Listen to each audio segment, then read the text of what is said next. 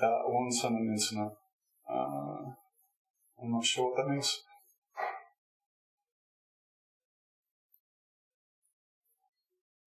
Another question, is the audio okay with the voice? Can you guys hear it okay?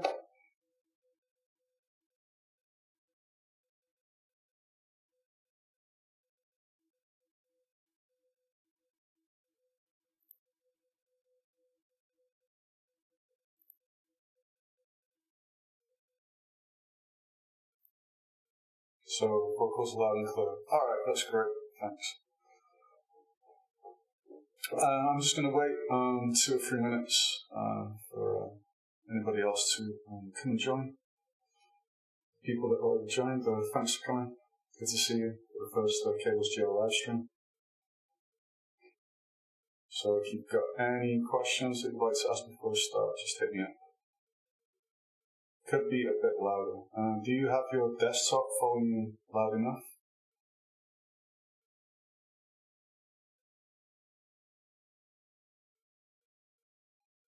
I could just move the microphone a little bit closer. Let's do this, turn it up a little bit. How's it now?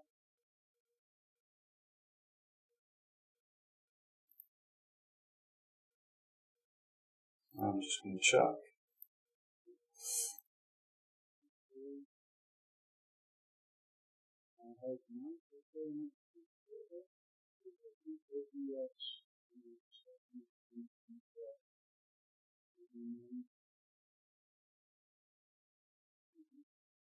Speakers, hey, hey, hey. Hey, hey, hey. Test 1, 2, how's this? Can you guys hear it now?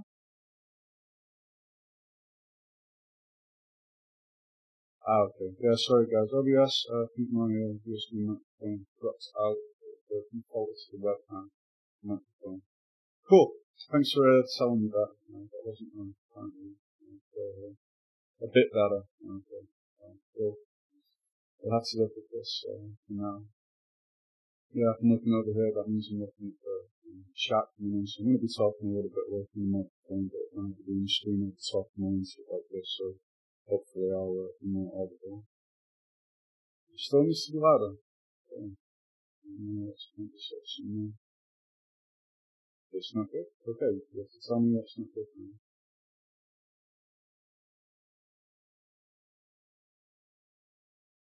Let's go over here. Let's do this, and this, and this. And how is it now with the microphone? Is this okay? Let me take a listen back. Okay, perfect. Yeah, to me, yeah, I'm keeping it really away from the red line here, but apparently that just seems to be good for everybody, so that's cool. If I'm going to cough, I'll point my head over there because I want to make you all deaf. Hi, Framini. Thank you. Good that you're here. All right, I have no idea how I can see how many people are watching right now, so I'm just going to give it one more minute, and then I'm going to start with the first Cables GL live stream.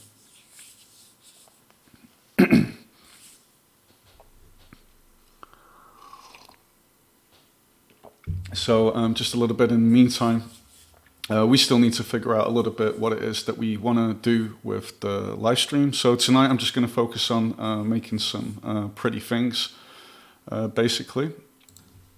So, you know what, I'm just going to start because people that are here on time, yeah, they're here to watch what I'm going to do, and I don't want to keep you all waiting for too long. So I'll just give a little bit of explanation first. So I'm not going to make a washing machine tonight, just to make that clear. I've been a little bit inspired by this kind of concept and form of like a whirlpool or a vortex, and I thought it'd be a really interesting challenge to try and figure out how to make something like this in cables. Now, obviously, I'm not going to go for any realism like water or things like that. Realism's kind of hard, but I want to just try and make something a little bit artistic that's been inspired by this.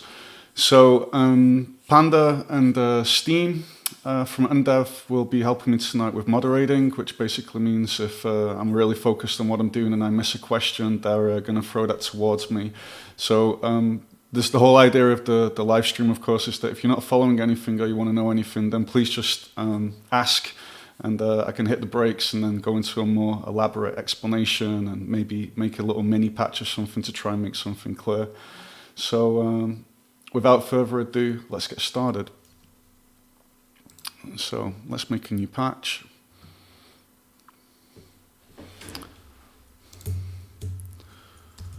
Okay, so first of all, we're going to start with a main loop. So the first thing I'm going to do is I'm going to try to create a kind of like a basic image which looks a little bit like a whirlpool. So for this, I'm going to grab the image compose. If I'm going too fast for anybody tonight, just please say so, and I'll slow down basically. So what I'm going to do is I think I'll grab the FBM noise up. Here we go. Okay, so here's the preview. If you want to see this in cables, click the image compose and everything connected to it will be there. I'm going to put this on a square actually, so I'm going to click off use viewport size, and I'm going to make this pretty big because I want it to be high quality for now. So I'm going to make it 1024 by 1024, so we have that here. So now we have like a really obvious effect. We have twirl, and you can probably already see where I'm going with this. So if you look here, we have this twist amount. And I can turn this and make this kind of whirlpool-y, you know, so this isn't so difficult. So let's just leave this like this for now. Okay, so this is just like a basic like template for what I want to work on now. So the technique I want to use tonight is vertex displacement, and what that means is I'm going to get a rectangle. I'm going to add a huge amount of vertices like columns and rows, and then the idea is I'm going to use this texture to displace those vertices. So let's go over here, and I'm going to grab let's grab a matte cap material, and I'm going to grab a rectangle. Okay, so we have a rectangle here. If things aren't big enough, like I'm too zoomed out or anything, please give feedback. I'm not sure how it is for everybody over there. So what I do now is I click on the rectangle, and let's say I'm going to put this on just 10 by 10, and I'll just show you what's going to happen now. So look, we have this little image here, and 1 minute. Let's get this. Then we get the vertex. Displacement map. Okay, there we go. Displace the vertices of a mesh with the pixel brightness. Okay, so I'm going to add that here. So here's my texture. I'm going to get that, and I'm going to plug that into this. Now, as you can see, it doesn't look very different right now. So let me just grab orbit controls. So the orbit controls allows me to click and drag with the mouse wheel and move things around. So matte cap material normally is a texture, so I'm going to click here at the matte cap input port. I'm going to click and drag out, and I'm going to type in texture. I'm going to get that. I'm now going to go over here, and I'm going to load a matte cap material. Let's just get one of these for now. I'm not too sure. This can be changed later. This is just to get started. I want something a little bit brighter. Let's just go with this one for now. Okay. So basically, we're not seeing anything really because we don't have any light and shading. So we're going to kind of like fake this, I think. So if I look at this now, I can probably click and grab this and put it on diffuse, and there we go, and we can see there's some kind of displacement happening now. So the problem is we don't have enough vertices, so this doesn't look very good. So if we click the rectangle now and we go here and we put it on 150 by 150, all of a sudden we get more vertices, and basically what's happening is we displace a vertex based upon the pixel brightness. Now of course 1024 by 1024 pixels doesn't add up exactly to 100 by 100 vertices, so we're just going to have to fudge around with it a little bit. So I'm going to click here, and I'm going to put it like this, and let's make this bigger so it's easier to see, and change the viewport size. Okay, There we go. So if I'm looking at this now, it just doesn't seem to be really correct. And I'm not too sure why. So this is the whole idea of the Twitch stream, I suppose. There we go. I'm going to make mistakes, which is kind of weird for me because I'm so used to making tutorials and getting it all perfect. So the option here was flipped. This just wasn't correct. It was just wrong with the vertex displacement. As you can see, if I click that now it kind of like looks correct. And if I'm going to go to matcat material, we also have, just one moment. That isn't doing a lot right now. Okay, so yeah, this was a great one. Thanks, Panda, for pointing that one out. So basically now we have screen space normals, as you can see, and now we're actually seeing the texture exactly displacing all the vertices, you know. So if we turn this off, it's kind of smooth, and if we turn it like this, it's like that. So we could do this. If I'm going to turn this off, and I'm experimenting here tonight, so it might not all be absolutely amazing. What I'm going to do, it might go wrong. I'm going to blur this texture, and it also becomes kind of like that. But you know, let's put it back on this. This looks like pretty good. There we go. Okay, so as you can see, we've got this like kind of like 3D displacement now, you know, and I'm really going to exaggerate it for a moment, so it's just like kind of clear like what's happening. So as you can see, pixel brightness is white, it goes up. If it's black, it goes down. Now the vertex displacement map has a couple of options in here, like ignore zero values, flip, and invert. I'm not going to play around with them too much because these are like kind of simple for what I want to do. So I want to add this kind of like whirlpool effect. So to do that, I've got to make it turn. Now there's two ways of doing this. I could transform the geometry. So I use a transform op, and I can now, you know, rotate it like this. That's one way of doing it. And I'm going to do that, and I'm also going to combine it with something else. So if I go here to the twirl and I grab rotate texture. So this allows me to rotate a texture. Okay. Hi, Metageta. Yeah, thank you very much for the positive feedback. We like to put things out there for people to learn cables. So we're really glad to hear that you're enjoying it. Thank you very much.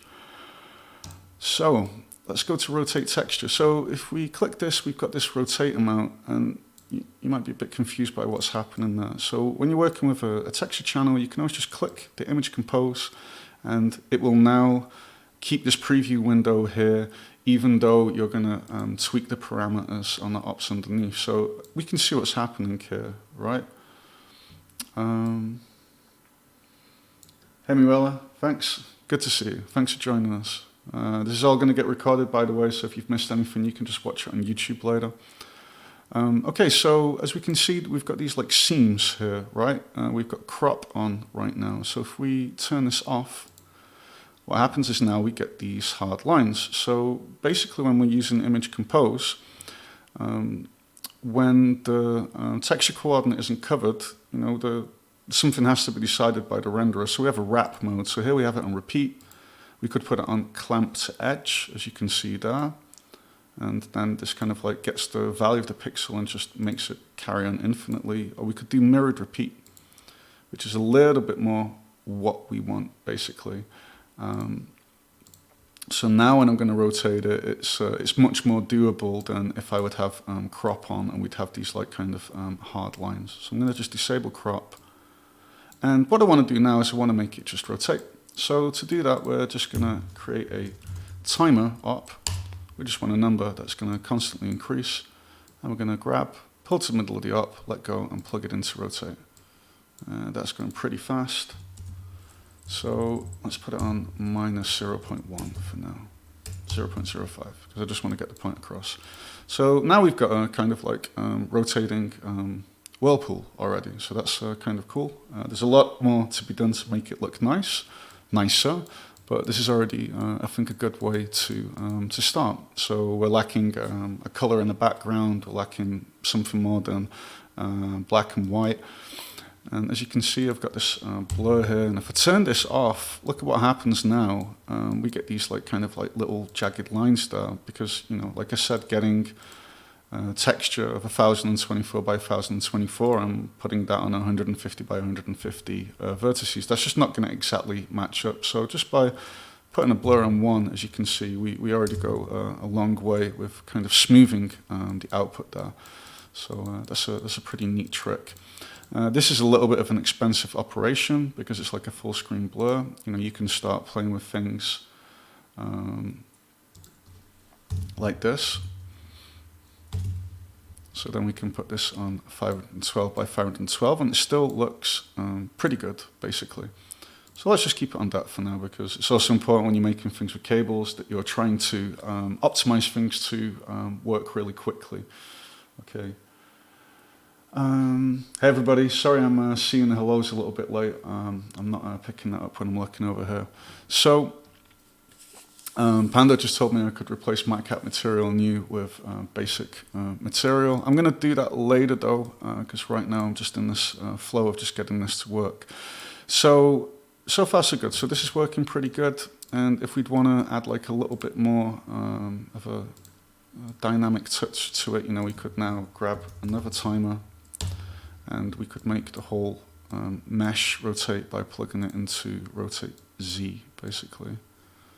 Oh, there we go. And later on we're gonna position the camera so that we zoom in, so that these edges aren't so clear and visible, basically. So let's go here. Yeah, okay. So let's just see how it goes with basic material for a moment. I shouldn't worry about getting everything perfect. So I'm just going to plug this in there. Nice part with cables is you can just click in between your operators, typing it up, and there you go. So I'm now going to plug this into texture. I'm not too sure what's happening there. Vertex displacement map, flip. There we go. Actually, yeah, this is looking a lot tighter. Okay, I'm just going to disable this for now, and we're just going to keep it under rotate texture. Now I need it to turn, I think the other way. No, okay. All right. This is a lot brighter, a lot clearer. Okay, let's just roll with this for now. I'm just going to disconnect this, and I'm going to move that over there. Okay, so we've got this. So right now I want to change the color of this, but the FPM noise is black and white. So to do that, I'm going to go here, and I'm just going to grab color, and this allows me to fill in the image using a color overlay. Okay, so let's click this, and then this. There we go. Okay. So now what I did was, sorry, I was going a bit quick there. So we're using blending modes here, right? So this is like so we start at image compose. I'm going to press F for flow mode. So image compose, first of all, hits color, gets that color. And then what I'm doing is I'm putting FBM on a multiply mode, because if it's just on normal, then the values don't get multiplied together. So I click this, and I'm going to just turn off flow mode for now. And I'm going to put this on a kind of like, just a light blue color. I'm not going to try and make it look too stylish right now. I just want to make sure things are visible on the stream as well. So we can already start doing some things now. We can make this sync down, we can make it go up. So I'm just going to put this on, say, 0.25. So now when I'm looking at this, I think, it's a little bit too perfect. Let's just look at what's going on. Metageta, I can try and explain that later, but just please give me a reminder when I've kind of like wrapped up what I'm doing right now with the render into a video. So what I want to do now is I want to just make the picture a little bit brighter. So I'm going to go over here, and I'm going to grab the clear color up. Now the clear color up, this allows me to set the color of the background here. So if I click the clear color up and I click this color picker, as you can see, I can now change the color of the background. I just don't want it being black for now. I'm just going to make this light gray. Okay. Now, so far so good. This is looking pretty okay. It's still a little bit too perfect to my liking. So what I'm going to do is actually I'm going to add, I'm going to grab some noise. So the encoder is going to die right now. So I'm going to turn off animated. And as you can see, this creates noise. And because we're blurring it, that's what we get. So this is nice when you apply it to vertex displacement. As you can see, very, very noisy. And by adding this blur, we get this. So what I can do now is I can turn the amount down here. So I'm just going to turn it all the way to 0. And I can turn this up a little touch. And what I want to do is now I just want to, you can see we're starting to get a few imperfections there. This is like really perfect. And I want to do this. I see what I'm doing. I should actually add this before the rotate. There we go. So there's a couple of modes here. As you can see, because it's on normal, we're making everything lighter, right? So I'm just going to turn it up for a minute. I'm going to put this actually on subtract with the blend mode. And I'm going to turn the amount down. I'm going to crank it up a little bit. Let's try add. Yeah, add. So, you know, I can get different flavors here, but I just like this. This is adding like a little bit of grain to the image. It's adding some imperfections, and imperfections are good because digital things always tend to be really perfect. Okay. So, what next? All right, this is looking okay so far. I'm just trying to think what I can do. You know what, let's try and... I'm just thinking, you know, let's call this for a minute. Yeah, okay. I've got a feeling that the displacement map should be different than the colored map. So what I'm going to do is I'm going to go over here and I'm going to pull this down. I'm going to make a new image compose channel. Forgive me if I go a bit back and forth. It is a live stream, so I'm also experimenting and figuring things out. So now I'm going to grab a draw image up. And for the people that are new to cables, we use the draw image to be able to add an image into a composition channel. So if I now go here and click this and click image, as you can see, I now get this in there. So again, I'm going to turn off use viewport size, and I'm going to put this on 512 by 512. Now, just a little trick here. If I would want these two to match up, you know, it's a really nice part with cables. You can, I could just drag this out from the width, type in number, and the number up now gets the name of the parameter that's attached to. So I could now click and drag and put this over here with width and go there. So I'm going to do the same with height, because when I change one, I don't want to have to think about changing the other. And I could do this with variables if I'm going to tidy up the patch later to show some tricks, but I'm just going to do it like this for now. Okay, so far so good. So basically, you know, if I'm going to make this like really small right now, I just want to show you what's going to happen. You know, then it's a really low resolution image, right? So we've got this really tiny image here, and now that we've got 64 by 64 pixels, that's less than the amount of columns and rows that we've got. That doesn't translate over very good. And you know, what would happen if we put them the same? Then we get something like this. So by having a bigger image, you know, we've got more resolution, which just translates to a better, smoother effect. Okay, so now I want to work a little bit on the camera composition, right? So, sorry, I forgot. I was doing this over here. Okay, 1 minute. Kind of forgot what I was going to do here. Yeah, I wanted to do the displacement differently. And now I know why. Because... Okay, so I need to put this on normal. There we go, I've got this back. So my vertex displacement map, I actually just want it to be black and white because that's what the op is designed to do. I just remembered.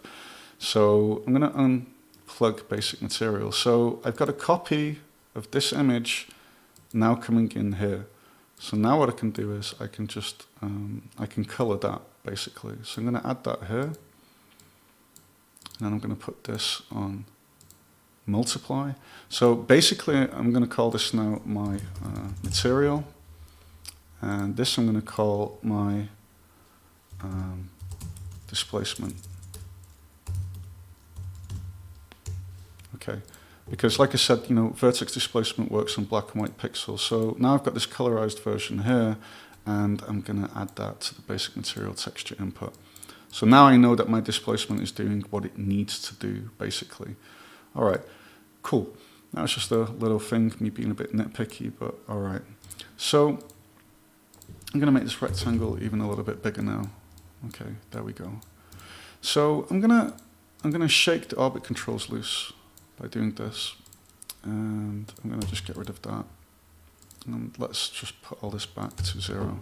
Okay, so I'm going to just show you a little thing here that a lot of beginners struggle with. So you've got your orbit controls, and you've got a nice view, and then you're gonna save, Control S, and then I'm going to do Control R, and you're going to reload. And if you watch what's going to happen, my camera's back here. It's not the way I had it before. So a lot of beginners struggle with this. They just don't know this op. So if I just go here, I'm going to click in between it, and I'm going to grab the transform view op. So this transforms the view matrix. Okay. So just to show you, here we've got the transform op, and this transforms the model matrix. So I can move this model around now, right? But we also have like a viewpoint, like a view in space, and that's what the transform view op allows us to change. So when I move this now back, it might look the same, but actually what we're doing is we're transforming the viewpoint in space. So if I now move this over here, and I'm gonna rotate it like this, and I'm gonna move it a little bit closer, and I'm gonna save my patch, and I'm gonna reload, then the transform view is gonna keep the state, obviously, because orbit controls is like a really good way to either create an interactive behavior with your scene, or to just like quickly look at things from different angles and zoom in and out. So I'm going to get the transform view up, and I'm going to turn it a little bit like this, and then I'm going to move it like that. And this is a little bit more what I wanted to go for. And I'm going to probably play around with this a lot more during the tutorial. As you can see, I'm just trying to play around and just see what some nice angles are with this. So if I look at this twirl effect, it's on like 1,000 now. And if I move it back, I get these kind of like different looks, right? And I think, oh, that's pretty cool. I could do something with that, right? So normally when I want to animate between two random values, I try and figure out what the minimum and what the maximum value is. So if I look at this and I think, twist them out, let's say 100 to 1,000. We could even say 2,000. Could be a bit extreme, but we'll try that out later. So a neat little trick that I use for this is I'm going to pull this out, and I'm going to grab the trigger limiter. Now, like I said, if any of you have any questions, please ask. So this limits how often the trigger goes through in milliseconds. So I'm going to add it. So if you want to understand how ops like this work, I'm just going to grab a sequence op for debugging. I'm going to click here, and I'm going to press F. So we can now see that every 300 milliseconds we get a trigger. If I'm going to put this on 1,000, we're going to get a trigger every second. So this is really great. This allows me to do some really cool stuff. So I'm just going to put it on 2,000. I want like a trigger every 2 seconds now. So I know that's working. So I want to create a random number between 100 and 1,000 every 2 seconds. That's the easiest way to say it.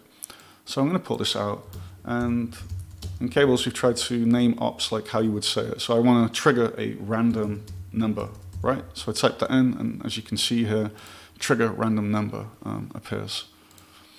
Okay, so whenever it gets a trigger, it generates a number here between the minimum and the maximum. And as you can see with the preview part here, those are the different values coming in. So know that my minimum was 100, and then know that my maximum was 1,000. So now I'm going to get this random number, and I'm going to plug it into Twirl, and I'm going to click it into Twist Amount. I'm going to turn off flow mode for a minute. So that's cool. That's the beginning. I've got some differences going on there.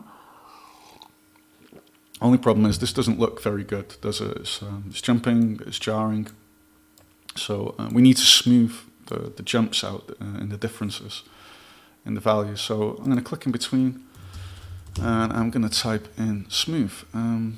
Smooth up. Smooths out jumps in values. So I'm going to add it. Now, as you can see, it's not doing anything. We don't have any flow activity. That's because it needs a trigger. Plugging this trigger in here will not work because it needs to update all of the time, basically. So you need to make sure that it's getting a trigger every frame. So we do this now. And as you can see, it's now smoothly going from one value to the next, but it's still pretty fast, right? And I just want to create this kind of like random, deterministic like thing. So I'm going to put it on 64. And there we go. This already feels and looks a lot better. Sometimes it doesn't seem to be turning so much, but I'm not going to worry about that right now. So I'm going to press F for flow mode. So this is a really cool trick to generate random numbers at a timed interval with a minimum and maximum value. You know, I could go here now and I could put this on -1000, and you know, as you can see, it will now flip the other way. So that's also like a really interesting thing that we can do. Obviously, the bigger the difference from the current value to the next value, that's going to have an effect on like how the smoothing algorithm works. So for now, I'm just going to put this on 100. Okay, now I could put this even higher. You know what, let's make it smoother. Okay, let's just leave it like this for now. So this little system here, this is like a really good way to start randomizing parts of the patches, and you know, we can make them,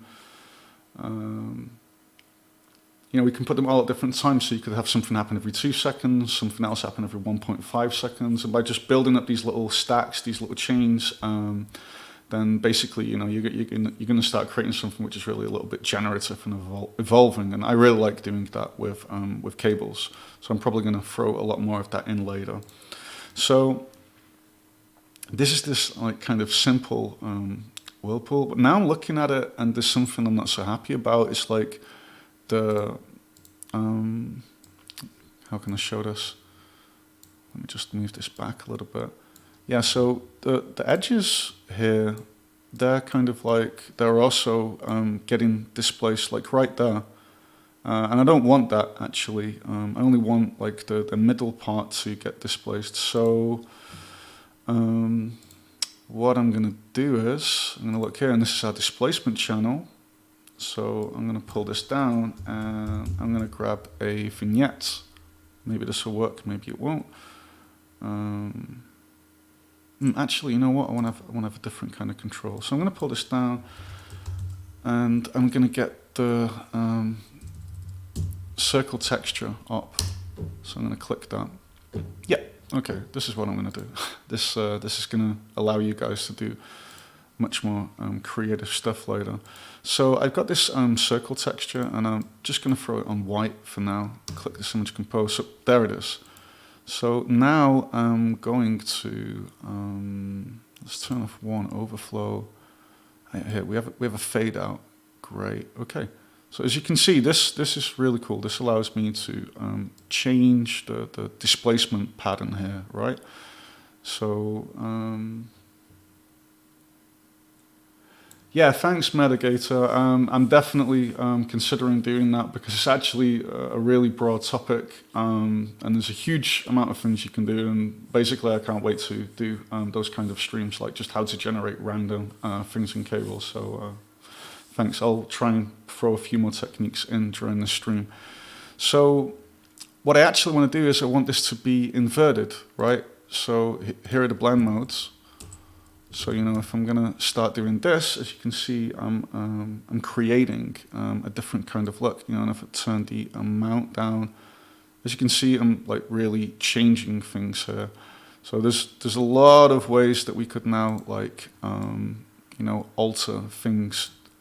Basically, I just want it where the the edges of the thing are not. The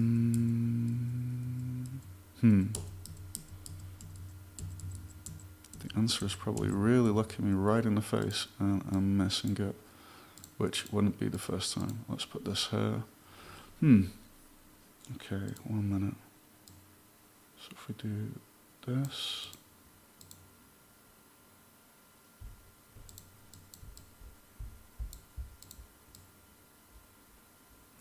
That again is the opposite of what I want. Okay. Yeah. Alright, you know what? Let me think about this. Let me just try it with a vignette just to see if I can get what I want. Yeah, I think you guys are right. I think I need another image compose. Let's do that, right? Okay, so I'm going to get this and I'll put this over there. Yeah, basically this circle texture, I would just now expect it to have an invert button. So that's something for later. Okay, so let's go here. Let's grab an image compose. And I think we can make this one really pretty small. But I'll leave it on 512. I don't want to make these things really small because I'm afraid you won't see them so good on the stream. So normally I'd put this on 256 by 256. So a really handy thing with cables is, when you pick a mode, maybe a lot of people don't notice it, like normal or lighten, that pops up here. So if you think, oh, why am I not seeing something? Just look at the op, check the blend mode, you can see that on the op itself. So I'm going to pull this down, click image compose, I get this, and now I'm going to follow the advice that I just got. I'm going to click invert. Okay.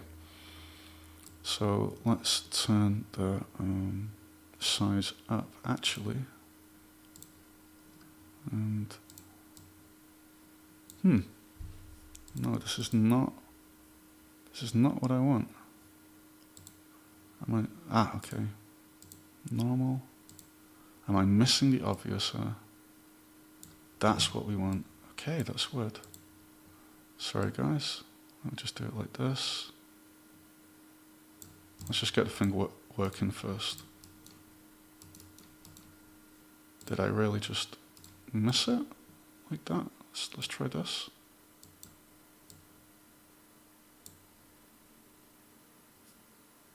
Yeah, okay.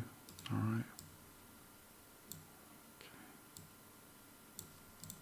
So let's get a draw image here. Get that down. Let's just plug it in. Okay. I'm going to put this on multiply.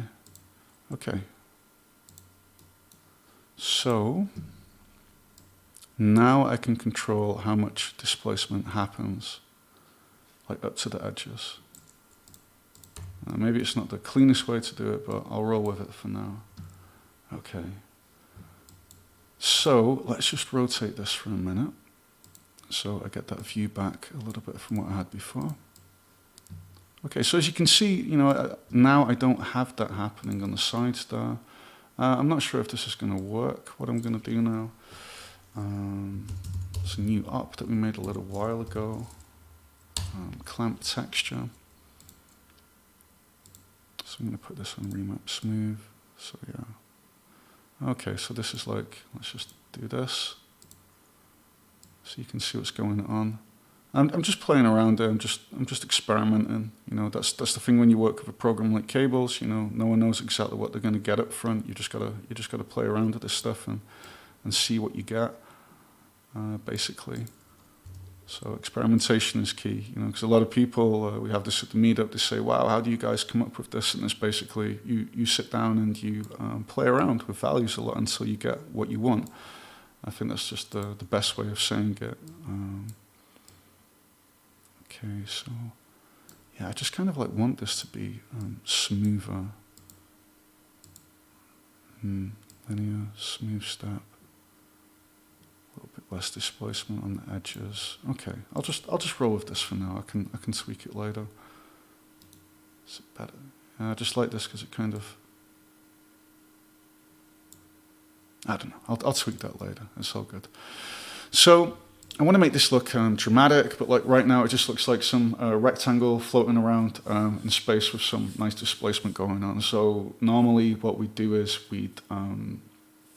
a normal thing is post-FX processing, I suppose. So I'm probably going to bounce back and forth between the geometry and the post-processing.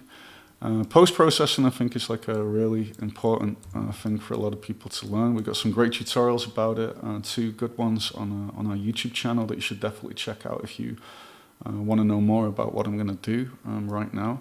So the thing is, if I want to do post-processing, I have to get this scene here. This is a 3D scene, right? And I have to turn it into a texture. So for the people that haven't followed the tutorials, I'll just show you what I'm going to do here. I'm going to click in between. I'm going to grab the render to texture up, and basically the easiest way of saying it is it gets an entire 3D scene and it renders it into a texture. So now when I click render to texture, you know, this is the texture preview right there. So to see this, we're going to pull this out, and I'm going to just grab a full screen rectangle. Let's pull it over here. I'm going to grab the texture output and plug it in there. So I'm gonna put on MSSA 8 because some of you might notice these jaggies here, right? That's because now we've lost the free anti-aliasing that we had because we turned it into a texture. So I'm gonna put this on 8, and now it's looking good again. So to do the post-processing, I need another channel. So I'm gonna pull this out and I'm gonna make an image compose. Okay, there's the image compose. So first of all, I just want to get the basic image, right? So make a draw image, and I'm going to grab that texture output, plug it into image, get this image compose, which now has this texture, and I'm going to plug that in there. So I'm just going to call this my post effects channel. Okay. So now we're back to where we were before.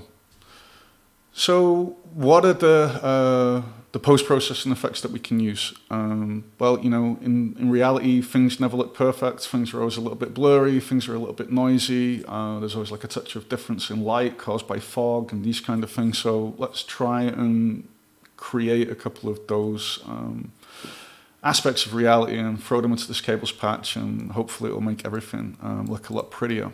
So first of all, I want to get my camera view right. That's really critical. So I'm going to move this a bit closer. You know, I kind of like want to, you know, this is okay. This is how I want to, I don't want to see those edges right there. And maybe I'm going to fit more on the, yeah, you know, I'm not happy with that. So I'm going to just do this for now. I'm just going to move it like that. I mean, this part I'm going to probably get rid of with some fog. And this is the thing, you know, like how much do I want? There we go. See, I want the depth to pop out right now. So I think I'm going to displace this a little bit more. There we go. It still looks a little bit jittery once in a while. Yeah, HDR mode isn't going to fix it. I think I just need to blur it a little bit more. Let's just put it on 3. Yeah, see, this just makes stuff look a lot smoother now. 2.5, okay. And you know what? I want this random number to change more often. I want it to be a little bit wilder, so I'm just going to put it on once per second. And I'm going to put the minimum on 200. Actually, nah, that's too quick. 2000. Let's just leave it the way it was. Okay. So back to the post-processing. So I've got this now. So I'm going to try and like break this down into manageable steps and keep the patch tidy. Okay. You know what? First of all, I'm going to set up a kind of depth of field effect. So it's like a kind of when things are out of focus from a camera. So I'm going to grab an image compose. And now I'm going to grab one of my favorite ops ever, the depth texture focus. So first of all, I just want to show you this because it's a live stream. So I'm going to grab the depth texture, and we need to pull the far plane close enough to make sense of what we're looking at now. So I'm going to pull this down, and if you watch what happens there, here's the depth texture basically, you know, so what happens is the pixel brightness is kind of used to put into a texture like how far away something is from the current viewpoint. So this white there means something is really far away, and black means it's really close by. So I just wanted to show this for a minute, and as you can see, we can invert it, and maybe it makes a little bit more sense. So that's just a basic depth texture. It's not what we're going to use, but I just wanted to show it to make clear what I'm going to do now. So now I'm going to grab the depth texture focus up. As you can see from this preview image here, it's kind of like a way to put a part of an image into focus. Like some parts can be sharp and some parts can be blurry. So we go to render to texture, we grab the texture depth output, and we plug that here. So we have the same problem. Far plane is too far away, so I'm going to put this on 10. And now this I'm going to have to play around with, right? So as you can see, this is like this kind of like focal point. And before I plug this in over here, I just want to show it like here. So I'm going to put this on, say, 5. Actually, let's put it on 10. So there we go. That's like the edge of the geometry. And as you can see, if I move center now, I can kind of like move through the scene, right? And width is like how narrow that band is. So if I put this really low, you know, we can go over it like this, we can go over it like that, but you know, most camera lenses are really not that narrow. They have like quite a big width, but you know, we're in the realm of computer graphics, so you've just got to do what feels cool. So what I'm going to do is I'm going to get this black and white gradient map now, and I'm going to use it to change a blur effect, just to say it in the simplest way. So what I'm going to do now is I'm going to go here, and be warned, blurs are expensive. You know, this is like a full screen blur right now, but I'm not going to be too worried about performance when I'm just building something on the go.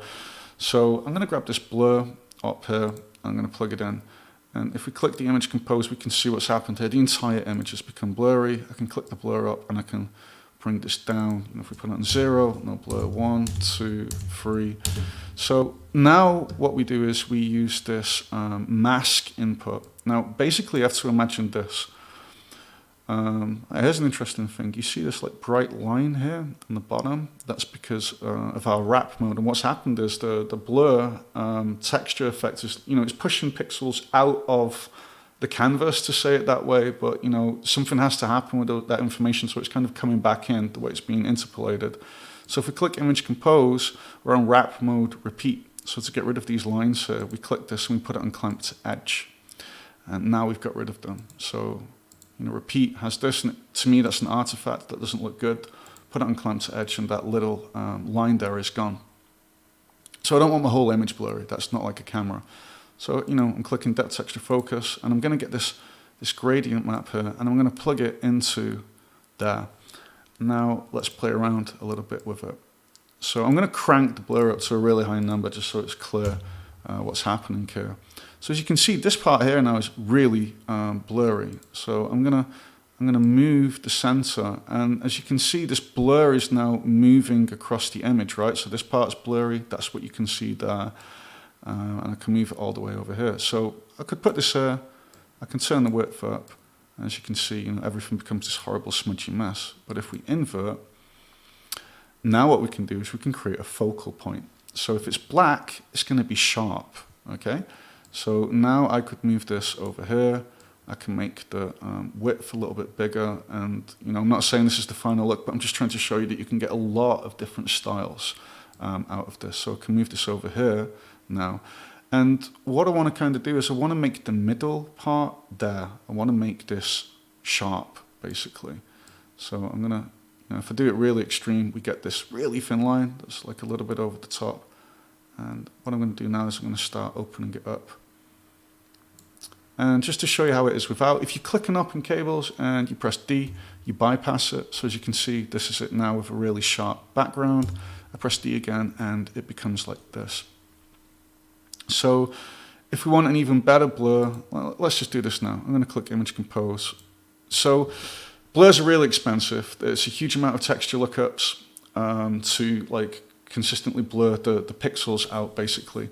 So you can really get away with a very low resolution size on your blur channel. So I can't do that like right now here because this is like a full screen blur, but I can do it here. So as you can see, I've turned off use viewport size, and watch this. I know that my viewport here is, if I click it, 720 by 480, 16 by 9 aspect ratio.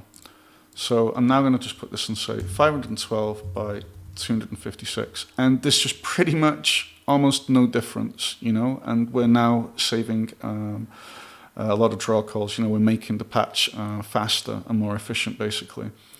So I'm just going to turn this a little bit. I want it a little bit more like that. I want to see the back a little bit better. So I'm probably going to tweak all of this later, but okay, there we go. So another thing that I'm missing right now is let's add some fog. Yeah, render fog as a texture effect using a depth texture. Okay. So I go back to render to texture, and as you can see, I forgot to mention that before, we've got the normal texture output. If I hover with the mouse over here, that's what we see, and this is the depth texture. And I don't know if it's possible for you to see with the stream, but it's red there. I've forgotten why it's red. Maybe Panda could elaborate on that in the chat for a moment. I'm sure there's a really good reason for this that I forgot. But basically, you know, if you see this red thing here, that's your depth texture out. So I need to get the depth texture. I'm going to plug this into fog. Hey, EUZBuy, I'm not sure if I'm saying it the right way. Thanks for joining. You can watch this later on YouTube as it's being recorded. So if I click fog now, you know, and pull this down, this is the color picker for the fog, right? So I could put it on black, I can put some white. So I'm going to get the fog and thrust from far, and I'm going to pull this back. And as you can see, if I pull that back, everything kind of gets like this. So I'm going to put it on, I don't know, 5. Let's just play around with these values. And then I'm going to pull in the fog end. A little bit too much. We have the density here. So let's turn that up a little bit, and now let's move that over there. Okay. I'll never find this really easy to tweak correctly.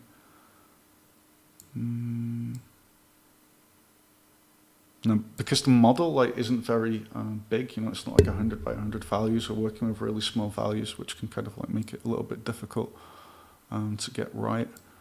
I'm just going to disconnect this for a minute. I just want to see the fog by itself. Okay.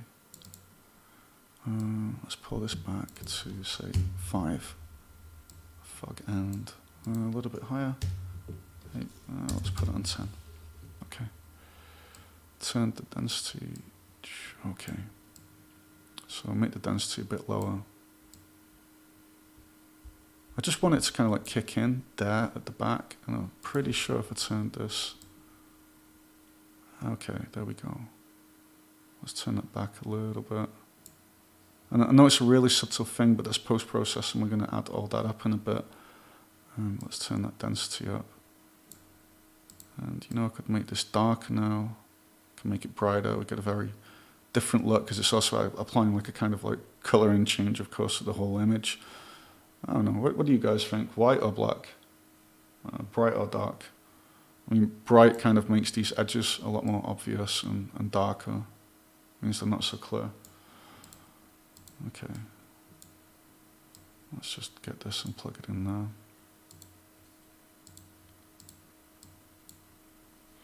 Now, I'm still not too happy with this. I think we can get like a different kind of look. Yeah, okay, this feels a bit more like it. Dark, okay, done. All right, so let's make that clear color just a little bit brighter. That's affecting the edges of the geometry. Now, why was that again? I was getting kind of mixed up with the clear color. I'll come back to that in a bit. Okay, so I think this is like pretty dark, actually.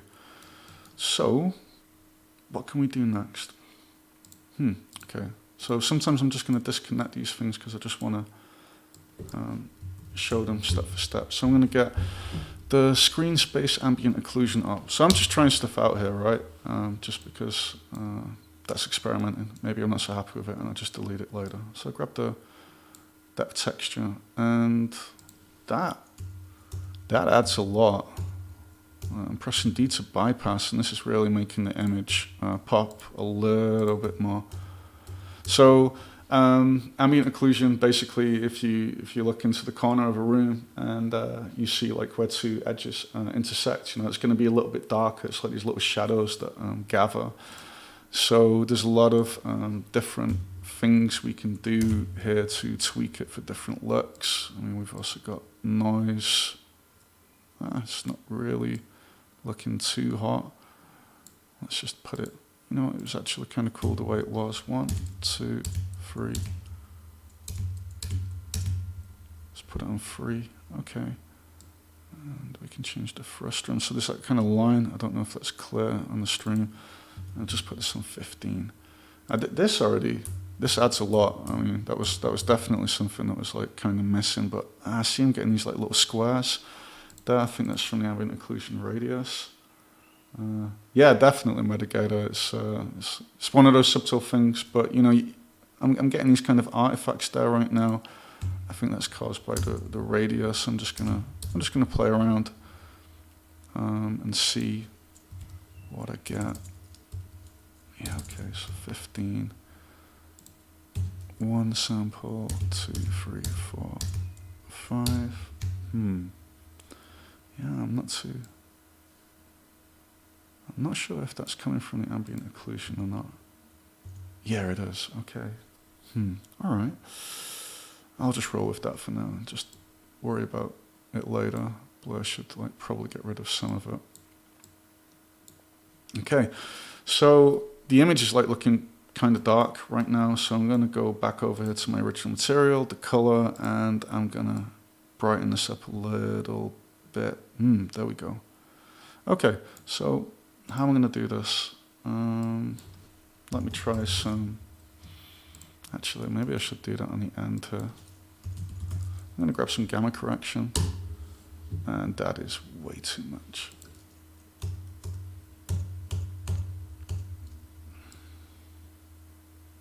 No, I'm not happy with that. Let's see what happens if and there's multiple ways to make this brighter. I'm just going to try 1 or 2. Yeah, it makes it feel a little bit washed out though. But maybe if I make this a bit more blue, I don't know. Maybe I'm nitpicking there. I'm just getting the pieces into place. So I'm looking at this and I think, there could be a little bit more going on here. So, don't want to make it go too fast. Yeah, maybe I can animate this to change later. We'll see. Okay, please don't tell me not to touch my face with the whole COVID-19 thing. I think I've done it like 20 times during the stream. Okay. So I don't know. I'm not too happy with it right now. I still feel that it's missing some stuff, like a little bit of fairy dust. Okay, 0, 1, 2. Oh, whoops. 2, 3. I mean, I don't want to blur it too much. Then I just lose all of the. Okay, is this actually because of the noise? Is that really messing it up? Yeah, the noise was actually messing it up pretty badly. So maybe, you know what? Let's do the blur there before the rotate. Right. I mean, I just want this like grit and that's really making it freak out a little bit. Purling noise, that could be a good one. Let's take a peek. Purling texture, I think we're looking for. There we go, purling noise. Draw purling noise into an image. Let's try this one. So we got a lot of noise texture ops inside the cables. Hey, look at this. This is already looking kind of interesting. I'm going to slow this down. I think it's going a little bit too fast for the stream right now. Okay, and those like kind of like, yeah, okay, so there's some from the ambient occlusions doing that. I'll take a look at that in a bit. So we've got this purling noise here now. Let's click this so we can just see it. So we've got that. We can change the scale up. And what you're seeing here, this quivering is, because we're rotating the texture, the values are getting interpolated as like one pixel value moves to a different position. That's what kind of gives this like really crazy wobble. But let's get this, and that's actually really not too bad. That gives it a really different, nice kind of look. And what happens if I add it here, and then add more of an amount?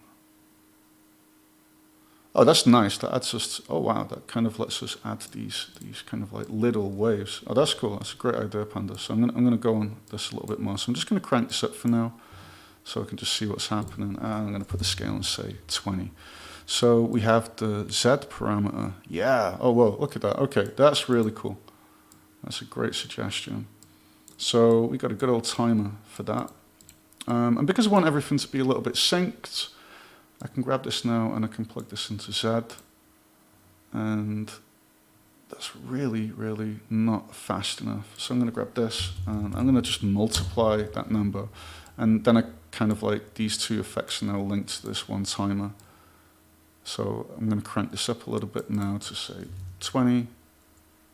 Okay, that's looking pretty cool. So now once again, let's lower that amount. Don't want it to be too heavy. Wow. Oh, okay. Yeah, it's a style thing. We either go for the really like just clear, defined waves, or we add this kind of purling stuff in there. If we put it on 10, or like say 80, yeah, we can get a lot of different looks there, right? I'm not too sure, but I already think it's a really cool addition. So let's just turn this there for a minute. So as you can see, we lose this like sharpness, but it's just got a different style and a different look. I think that's really pretty cool, actually. I'll just leave it on this for now. Yeah, we could move it like that, but that's not going to work. Okay, so this is already looking a little bit more, what was it, whirlpool-y, if that's a thing, minus 0.33. Yeah, we can start to get quite a lot. Oh, that's pretty crazy stuff going on right there. Okay, I could really exaggerate it, but I don't want to go too far. Yeah, I've kind of got this thing where I want to have it like go down. No, okay. Let's just put this here for now. Let's just roll with this. Okay, so this is looking all right. Yeah, post-processing, that's a thing. You can spend forever tweaking this kind of thing to get the look that you want. I really just want this. I want this middle part there to be, yeah, sharp. This part I want here is sharp, and then I just crank that up. I just basically want this part here at the back to be a little bit more blurry. Just playing around with it there. No, okay, let's just put it back the way it was. Let's try it like this maybe. No, okay. So let's move this here.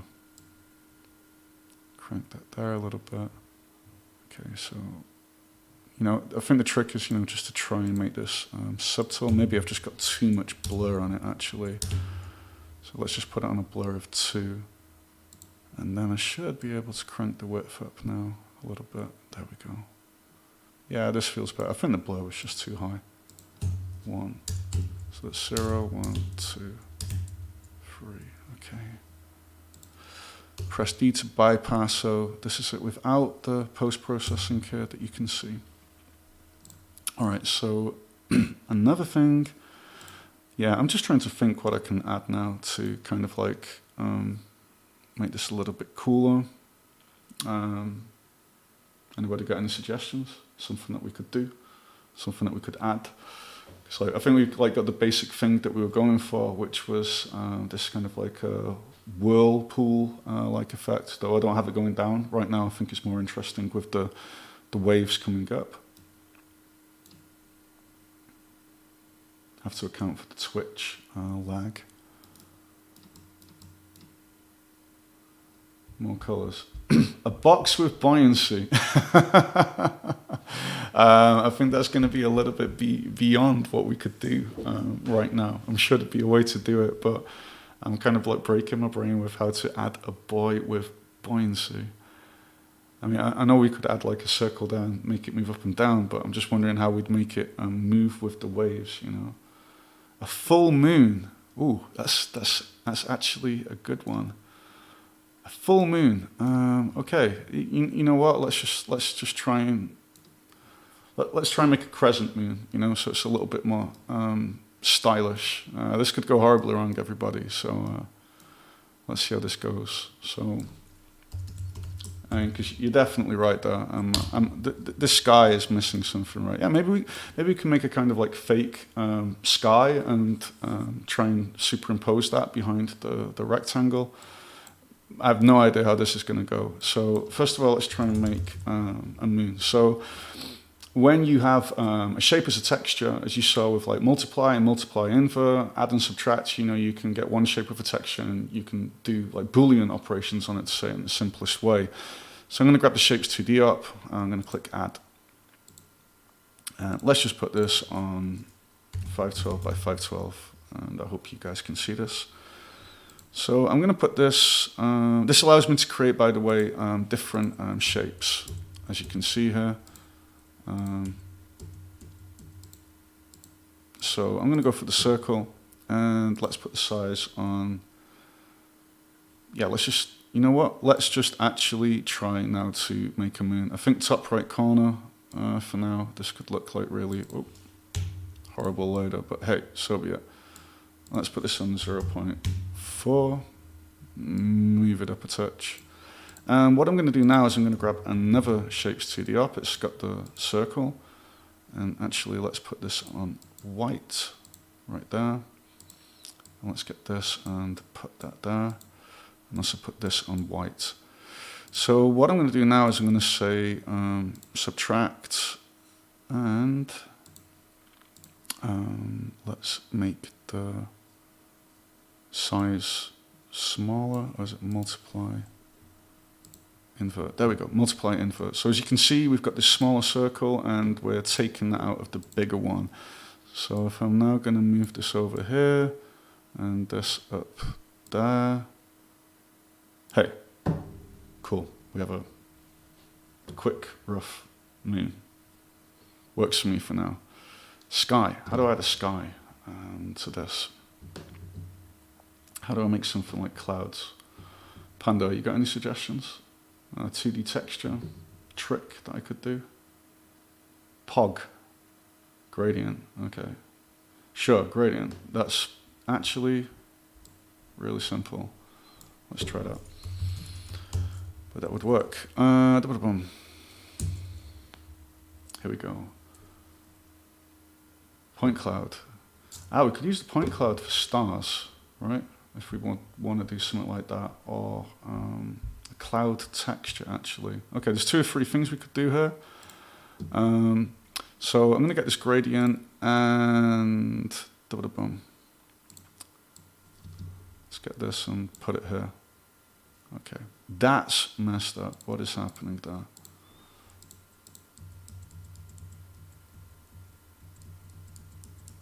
That's not what I expected. Okay, something going on with some blend mode there. Let's get this. Let's put this there. So let's make this black.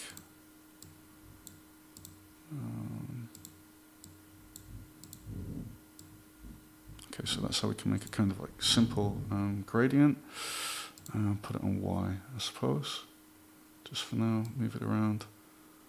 Okay, I'm gonna have to create like a channel in a minute to compose it into the main image. I think that one's just actually gonna go here. And then the rest will get drawn on top of it. So as you can see, you know, any visual program environment starts getting a little bit big and unwieldy at one point. So we've got a really cool op for this. So I'm going to get this texture output and I'm going to type in var. So var, variables. It's just a great way to get data from one part of a patch to another. So, you know, instead of like connecting really long patch cords to each other, you could plug it into a variable op and then just read it anywhere else in the patch. So since a little while ago, you can do this with, I don't think, no, I don't think we pushed that through yet with the update. No, okay. So let's do it like this then. Right now, so in the next update, just so you know, you'll be able to do this with a var set texture. But I'm on live right now because I want everybody to be able to follow along if they're doing this. So we're going to just use var set object. I'm going to click this. I'm going to create a new variable. I'm just going to call it sky texture. Cool. So I'm now going to go over here and I'm going to press escape, var get object, get a variable object, and I'm going to add it right here. Let me just zoom in so you guys can see it. I'm going to click sky texture, and as you can see, I now get the texture here. So I think we need to use a different blend mode. Okay. Now I'm kind of wondering how to add this into the composition. Let me just check. Okay, so this is coming in. Okay. So I've got the sky image coming in. I think I have to do something here. So it got to do with the clear color. Render to texture. Clear. Okay, yeah, I'm gonna have to play around there for a minute. Render to texture, clear. So let me just check for a minute. So this isn't transparent now. If I'm looking at it, this isn't transparent. Why is that? Ah, there we go. Okay, so the clear color. Oh, so as you can see, I've now got these black and white squares there. So that's now I've got a transparent image there, basically. Okay, now where was I?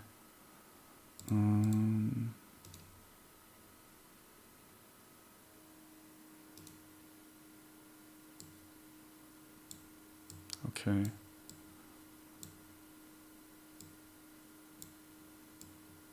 Oh.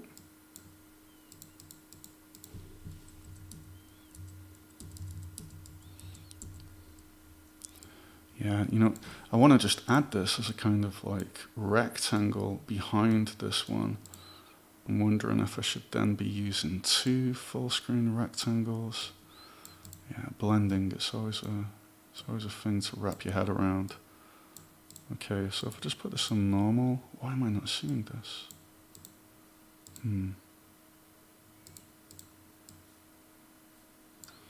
Okay, that's kind of confusing to me. The fog, you know, the fog isn't connected anymore. Fog is overdrawing it. Okay, so let's just plug this in. Ah, that could make perfect sense, Panda. Let's turn this up. Fog, disconnect right. Okay, so the fog is the culprit here. And now everything seems to be really messed up. Okay, let's do this and this. All right, why am I not seeing anything? We have this, okay, and mount, there we go. All right, I was losing a little bit of track of the settings there. Okay, I think this is getting back to what I wanted. Now, I'm not too sure why, but yeah, the fog is overriding this then. Okay, I'm just gonna leave the fog out now for then. Okay, so where were we? All right. So we were trying to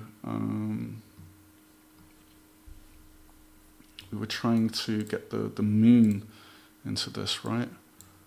Oh, there's a moon. Okay, I'm waiting for somebody to say that's not a moon.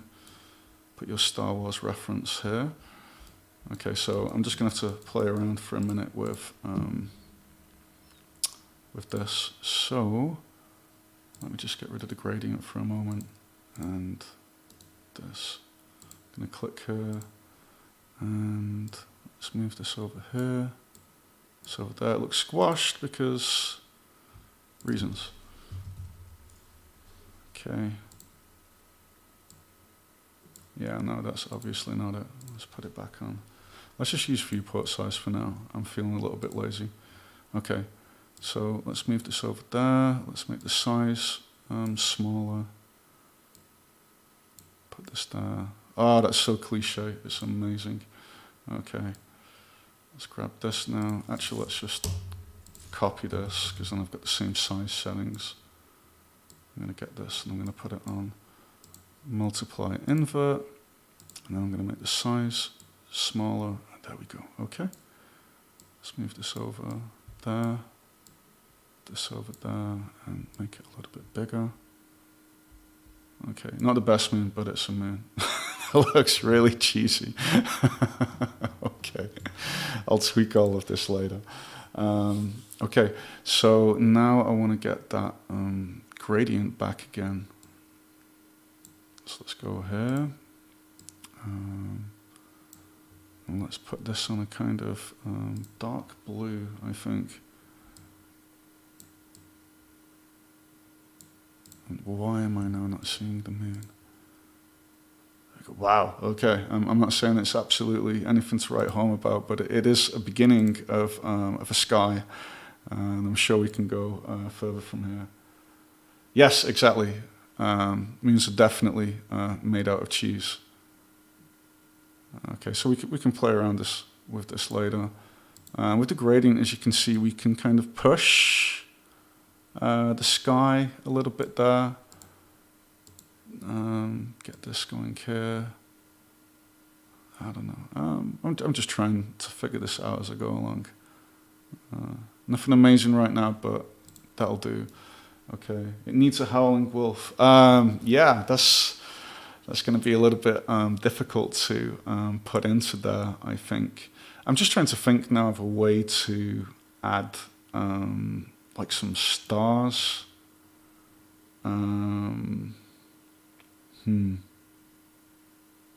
What could I do for that? I don't know, something in the sky, like some clouds or something like that. Clouds are never an easy thing to do with computer graphics. God, that moon is really...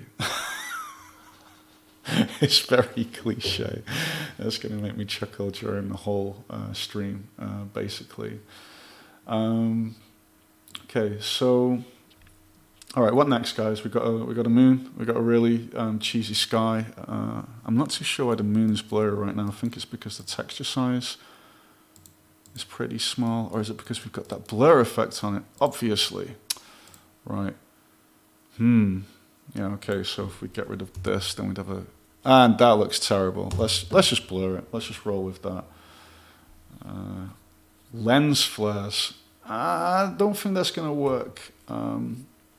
Right now, it could do. This is a tricky one. Like, what to do? I mean, it looks really perfect right now, you know. So, a fish. Do we have a fish mesh anywhere in the house?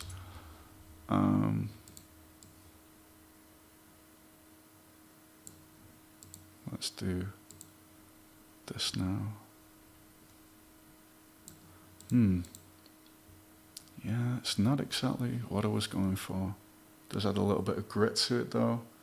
Some rocks at the edges. That's an actually really good suggestion, but how do we make some rocks? The first thing that comes to mind is doing some really crazy stuff with a mesh instancer.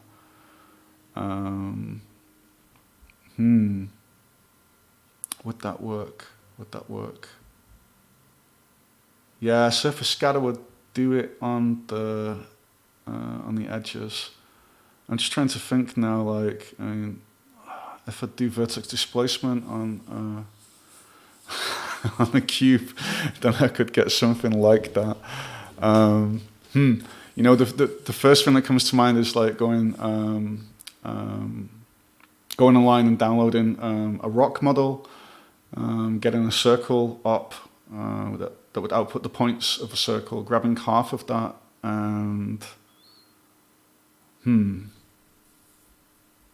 So Panda, do you mean like a 2D thing? Think.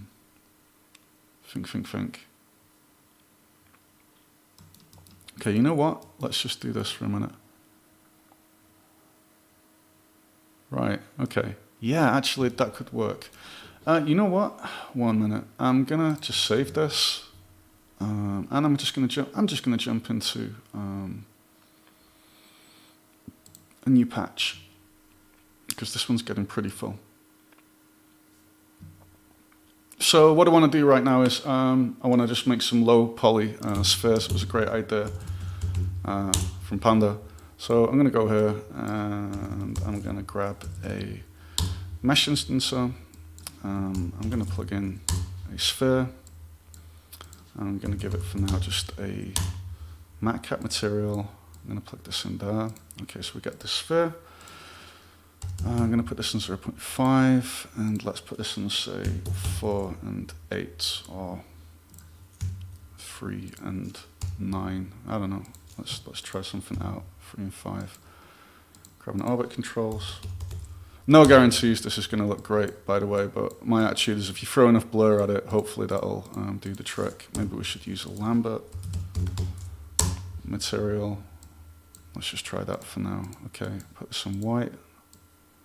Whoa. Okay, so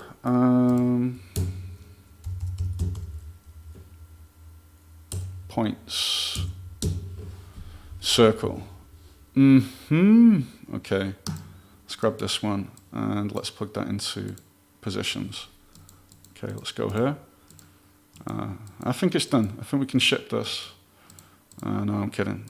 Let's make that radius smaller.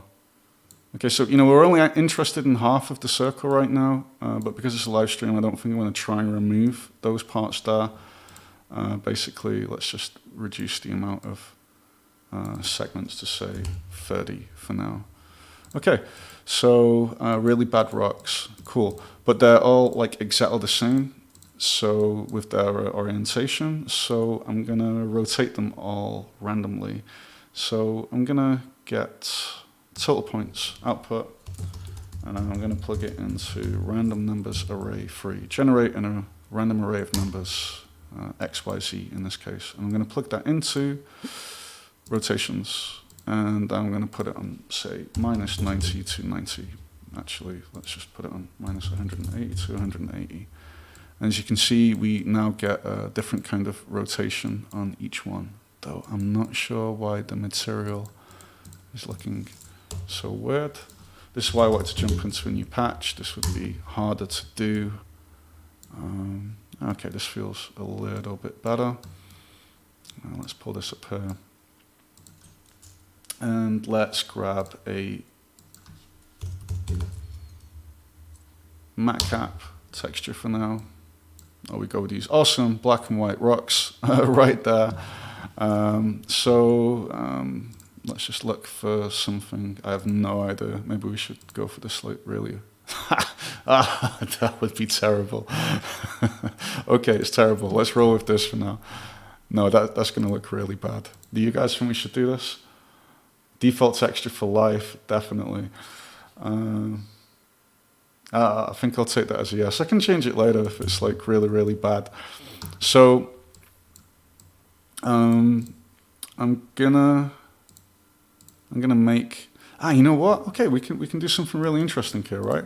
So what I want is they're all the same size, which doesn't look very good. So now let's make each of the rocks a different size, right? So to do that, we can use the scale array input that's right here. So the thing is, I want X, Y, and Z to all scale along with each other. So what I do now is I get the array length, not the amount of points. And I'm going to pull, yeah, there are no mistakes, only happy accidents. Okay, so I'm going to grab the random numbers array up, okay, because I want this same number to go on X, Y, Z. And I pull this out. And I grab array pack 3. This is for X, Y, Z for the scale. And what I do now is I just hold in Alt and I copy it and drag it into each input there. So I'm going to grab this and I'm going to plug it there. Okay, so now I'm going to plug this into the scale array. Hey, okay, we're getting something a little bit more like rocks, but I want the minimum value to be 1 and say the maximum value to be 4. Ugh, okay, 3, 2, 3. Okay, this is looking. this is not what I had in mind with what I was doing tonight. This is wonderful. Okay, great suggestions from you lovely people. Okay, so I'm sure we can play around with the seed and get something really good there. Oh, that texture is terrible. Should we roll with this? Yeah. Bob Ross patching, thank you. We have a running gag at the company that one day I'm going to do the stream with the Bob Ross wig. Who knows? Maybe we'll order one soon. Looks very JRPG. Okay. All right. Let's just grab this for now. So I've copied it. So you can copy all of your ops from one patch into another. So I'm going to go back here with Control Tab. So I actually just want to throw this right into the 3D scene. I'm just worried that this is going to displace it, obviously. Is there a way for me to reset the displacement with an identity op maybe? First of all, let's just paste this in. Okay, so this is probably gonna go horribly wrong. Let's just take a peek at what happens. I think it's almost finished.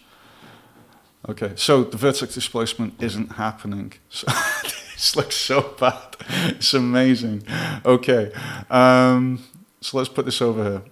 So there's quite a few things we could do here. We could do a subpatch. Izubi asked and the subpatch, how would it work here? We could put all of this into a subpatch, but I would say that the amount of ops really doesn't warrant doing that, because then we create another layer of abstraction that we've got to jump into and out of. I'd say that's good when you're working with like a huge amount of ops and you've finished the kind of thing that you're working on. We've not finished this yet. So if I click point circle, I can change the radius, right? And oh boy, look, this is getting really too good, I suppose. This is okay. All right, let's put this on, say, 5, and oh boy, this is just so many different levels of wrong.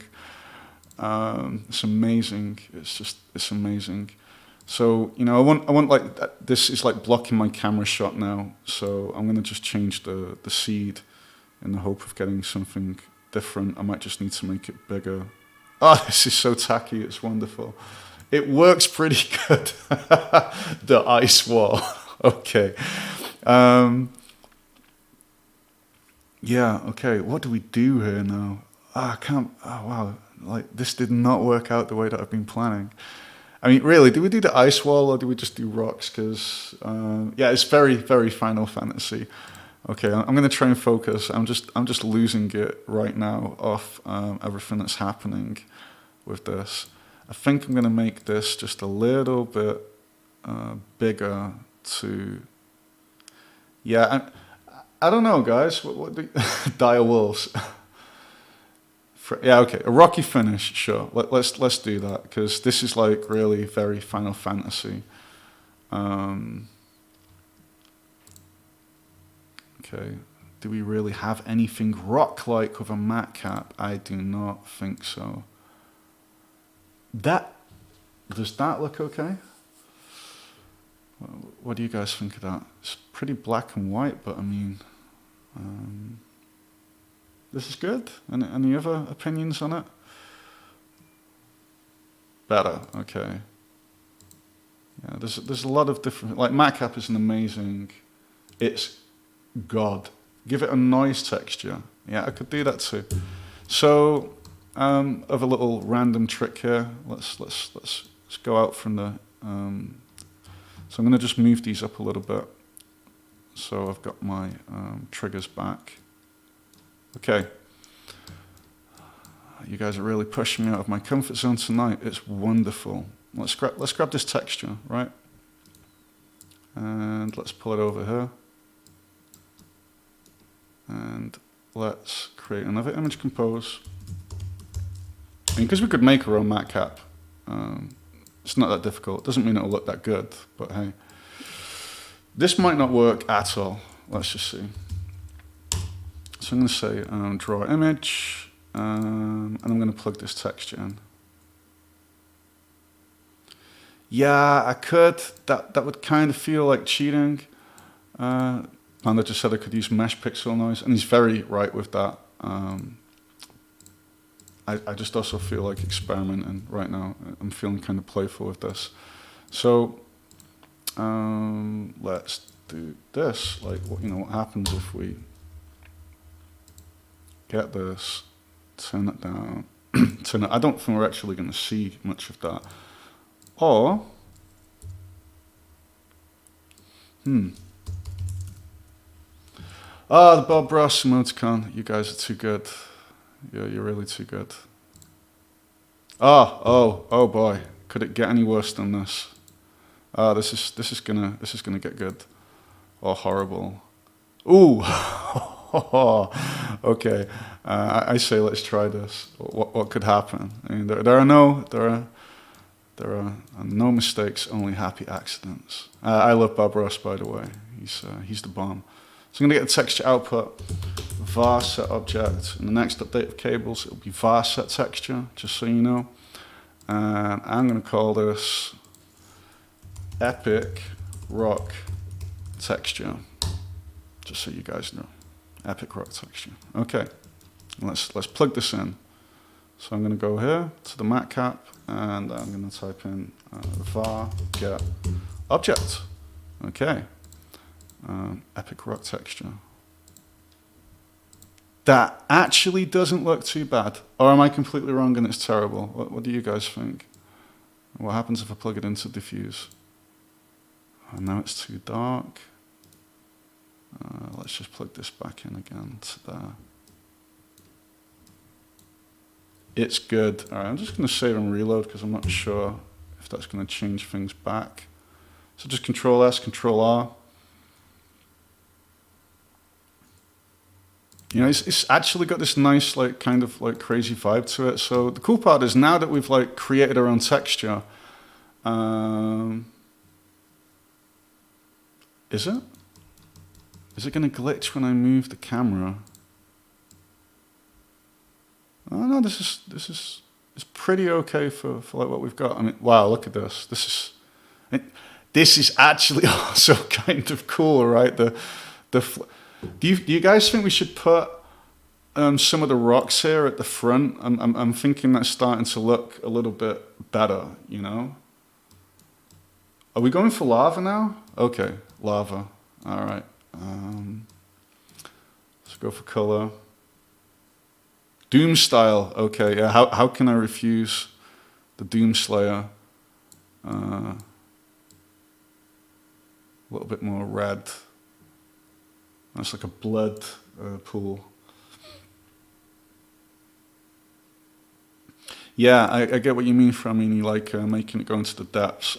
Like so right now, I mean, I actually think this is kind of cool. Let's make the rectangle a little bit bigger. So I'm going to put this on 3.5 by 3.5 because I want to hide those seams, right? They're really not so pretty. This is, I don't know, is this doable? It's dope. If Ramini says it's dope, then who am I to argue?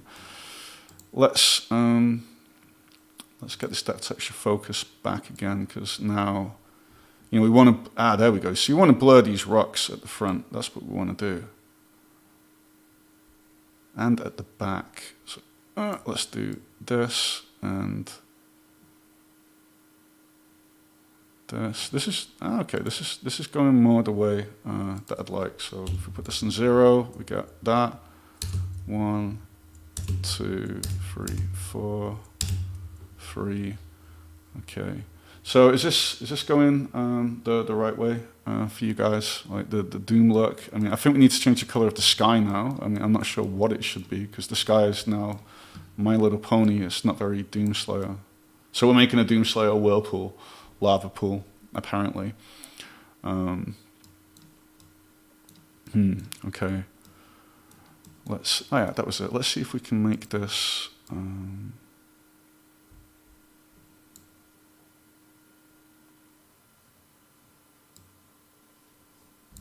Let me think here. It's too dark. Colorize add. What am I missing? You know, I think the easiest thing to do would be to, let me just see if that's going to work. Yeah, I don't know, it just kind of looks wrong then. Do I have to... okay, 1 minute. The 90s pixel look, I do not even know what that looks like. I've played a lot of games in the 90s.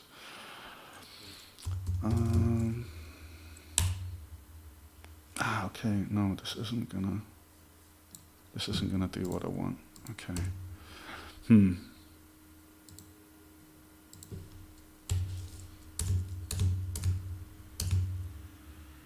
Okay, let's keep it like this for now. You know what? I'm getting a little bit stuck with what to do, and there was a little idea for something that I had. I want to add that right now. So I actually want this displacement amount here to change a little bit. So I'm gonna drive it to some crazy number now, like 0.6 to 0.1. So I'm just gonna paste this little thing that I made before with the trigger limiter.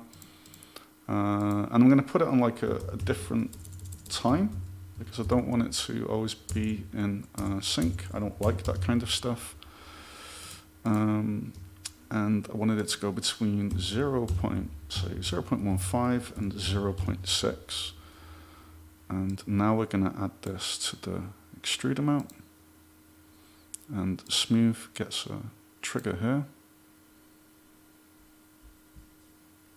And hopefully that's going to make it start to go up and down. Okay, so we're getting a little bit more life with it now. All right. Hey, thank you. You can watch the rest of this later on. It's uploaded to YouTube. Okay, so yeah, this is the lava pool so far. I mean, do you guys have any idea what color the sky should be? Because I've got the feeling that this blue kind of thing isn't working right now. Dark purplish red. That sounds like something we could work with. And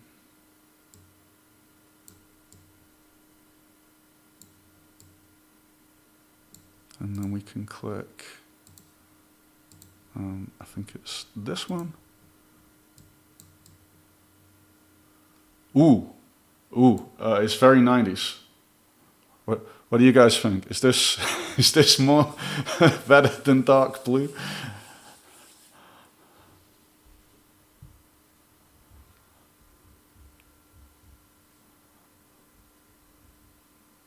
The 90s called, they want to talk. They do. Needs more red. Okay, so what we can do is we can change the position here and move that up a little bit, like this. Yeah, that's so tacky. It's wonderful. You know, we can take the noise out, then we get this. Let's leave that noise in there. That kind of like adds something to it. Yeah, okay. It's perfect. Well, I'm glad. I'm here to please you lovely people that are here and encouraging me to do amazing things with this cable patch. It's really ended up in a different place than I thought it would, which is like really all kinds of awesome. Moon yellow. Okay, that's a good one. Thank you. That's a real good one. I think we can just go here. We can do this. Yeah, all right. Yeah, the blur from the sky, that's gonna require some trickery, basically. I'm just gonna drop the fog for now. That's not really working with this one. It's done. Is it done? Is it finished? You know, is there really nothing more that we can do with this? I mean,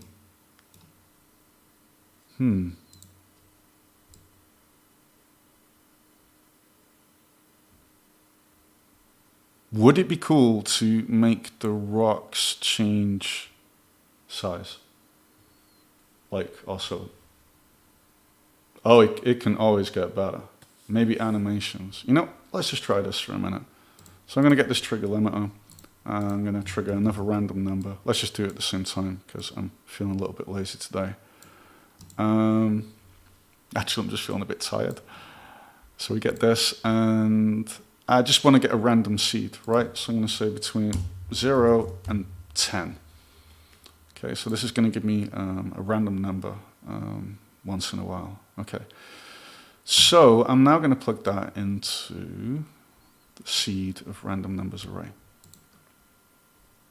And as you can see, the rocks now jump around. So what you saw me do before with smooth, we can also do that with arrays. It's like one of my favorite things that you can do. Because I love arrays, by the way, and as you've noticed, straight lines. All of my Twitch streams will be with straight lines. Straight lines for the win. So I'm going to type in smooth array. There we go. Smooth out changes in values of an array. So I'm going to plug that in. Now, nothing's happening because it needs a trigger. So press F for flow mode. We can get that from array pack. I'm now going to plug that in here. And hey, look at this. Now that's going really quickly. So let's put this on 64. Let's put it even on a... Like I don't want it to reach the next value most of the time. I just want this to be really subtle.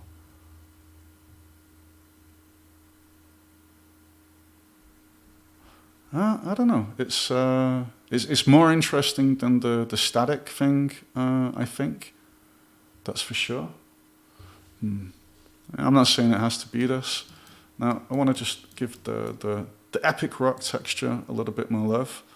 Let's go here to the Voronoi. Let's put the number down. I just want to see what kind of looks we can get here.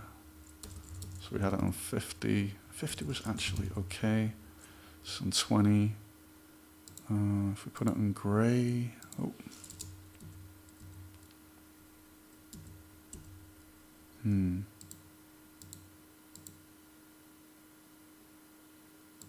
Oh, that's kind of nice. That makes it look like these fake highlights by drawing the distance from the center of the cell.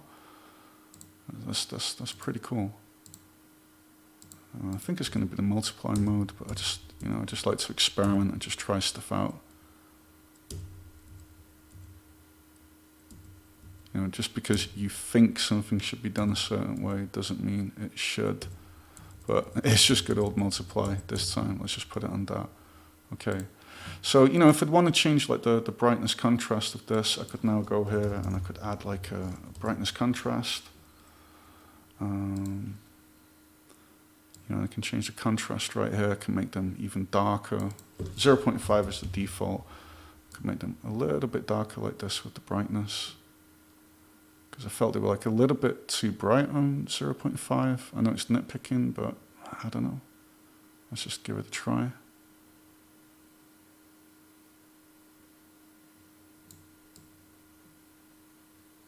Yeah, actually too much black doesn't work. You know what, I'm going to drop that. I don't like it. It's pretty okay like this, actually. The rocks might need some of the sky and lava colors. Wow, how would I do that? I'm pretty sure, as always with cables, I'm sure we've got an op for that. I think we could use the color remap. There's an op for this. Color map. Colorize a black and white image using a gradient texture. Okay, that's been a little while since I used this one. So it expects a gradient texture. Okay, so let's grab a gradient texture. And you know what? Let's just grab the one that we already used here. Yeah, okay, so we used this one. Let's just grab that one for now. So we've got something. Just get rid of this.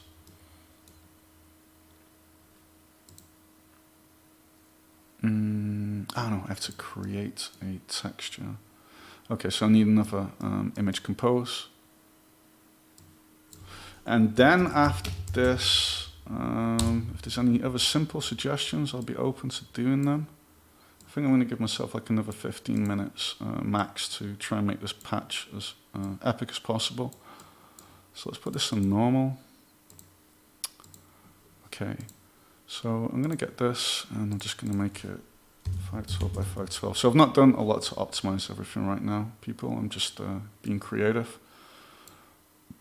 Color map, okay, there we go. Now, you know, I've kind of forgotten how this works. So this is the great part with cables. I should have shown this earlier for new people tuning in, watching this for the first time. If you click an up and set the cables, you can click view example, and it will take you to a patch with an example of how that op is working. Okay, so let's look at this image compose gradient. It's on XY mode, color map. Okay, so let's get back here. Let me just put this on XY mode. Let me just think about this for a minute.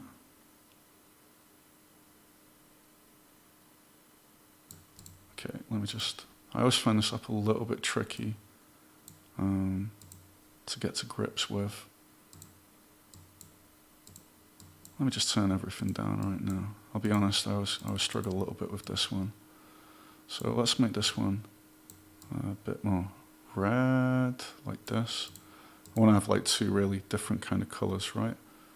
So let's grab that kind of purple that we're going for. Ah, okay, look, you can start to see something now, right? So these purple edges on the rocks. Let's use the color map.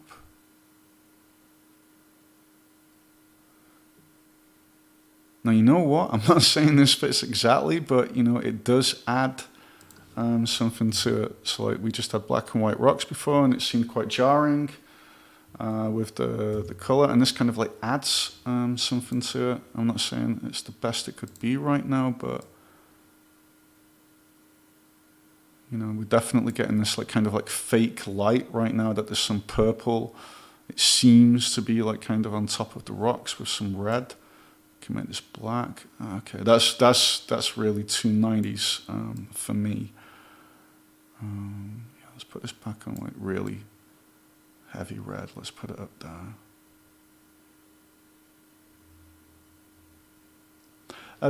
Do you guys think the rock should be brighter or darker than the pool?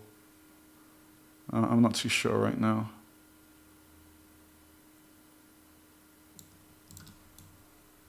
Darker. Okay, let's do that then.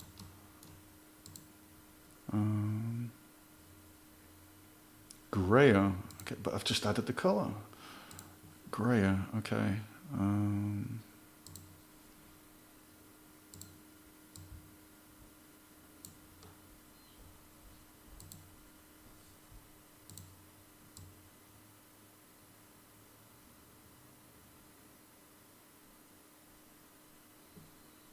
So now we're getting a little bit of the purple, the red, and the white highlights back.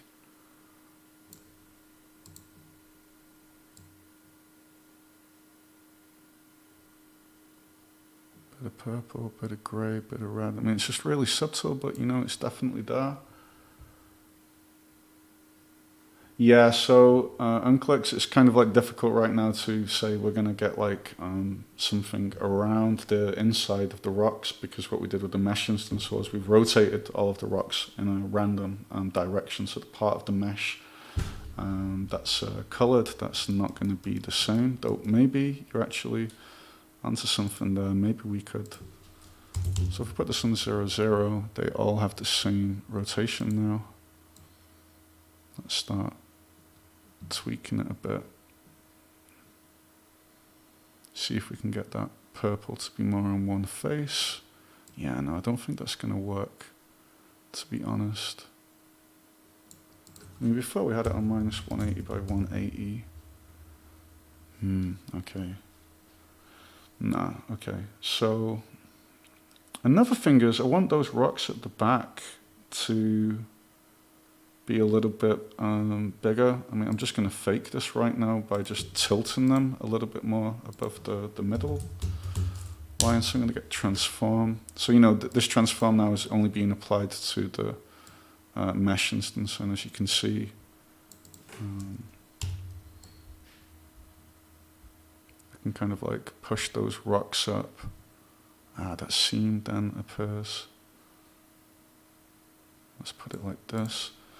And let's make the, you know, what happens if we put this on a really big number? I don't know, that kind of feels a little bit nicer, though I think they're triggering too often. So I'm going to grab another trigger limiter and I'm going to put this on, say, 5.1 seconds. I'm going to put that there. It's just changing too often for me. And just press flow mode so you guys can see what's happening here. You know, I don't want these things to trigger at exactly the same time. Okay, yeah, this feels better. It's a lot slower, a lot calmer. And you know what, I think this can be more exaggerated. I think we can, yeah, what happens if we put on 0.8? It could look terrible, it could look amazing. Let's find out. And the SSAO, it still has this like really, I don't know if you guys see this, is like black shadow there. It's a bit too much for me. So we're gonna play around and try and reduce that a little bit. So let's do this. Okay. I think it's the radius of the AO. Yeah, okay, it's the radius, so you can see it, it's like there. So 3 is quite a lot. Let's put it on 2, 1. So, you know, when we put this on 0, you know, this is basically without the ambient occlusion. So this is 1, this is 2. So 3 goes too far for me. It kind of like breaks it. So I'm going to put it on 2. So right now I feel that the image could use a little bit of, simple color correction. So there's a few tools for this. You know, we could do gamma correction on the output and we could make it darker like this, and then we could multiply the texture.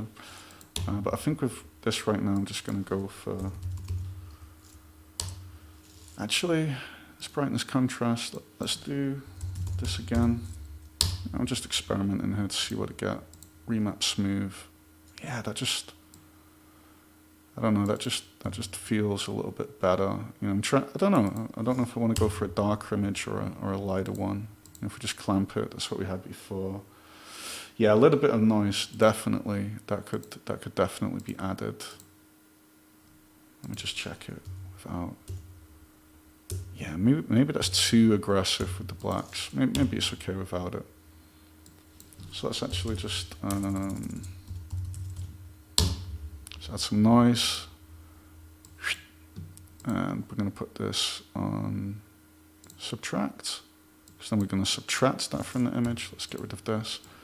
I'm just going to add a touch. It's like a kind of grit, right? You know, it's like a little bit of noise is always okay in your images. Like this is a lot right now, 0.1.